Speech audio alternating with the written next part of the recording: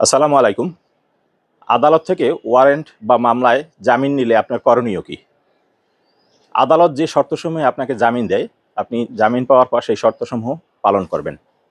নিয়মিত জামিন নেওয়ার পরে আদালতে পরবর্তী তারিখগুলোতে হাজিরা দেবেন এবং যদি আপনি কোনো কারণে হাজিরা দিতে অসমর্থ হন, সেক্ষেত্রে আপনার আইনজীবীর মাধ্যমে সময় প্রার্থনা করবেন।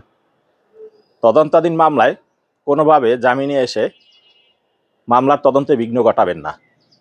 বাদীকে কিংবা সাক্ষীকে কোনো ধরনের ভয়ভীতি বা হুমকি দিবেন না কিংবা তাদেরকে মারধর করবেন না, তাহলে পরবর্তীতে আপনার জামিন বাতিল হয়ে যেতে পারে। এখন আসা যাক জামিনের সবচেয়ে গুরুত্বপূর্ণ বিষয়টি নিয়ে। আপনারা মামলা কিংবা ওয়ারেন্টে জামিন নেওয়ার পরে আপনার যে রিকলটি আদালত থেকে পান, সেই রিকলটি আপনি সবসময় থানায় পৌঁছে দেবেন এবং থানা থেকে রিসিভ করিয়ে সেটি আপনার কাছে রাখবেন এবং যদি ওয়ারেন্ট থাকে সেই ওয়ারেন্টটি যাতে দ্রুত আদালতে পাঠিয়ে দেয় সেই বিষয়টি আপনি নিশ্চিত করবেন।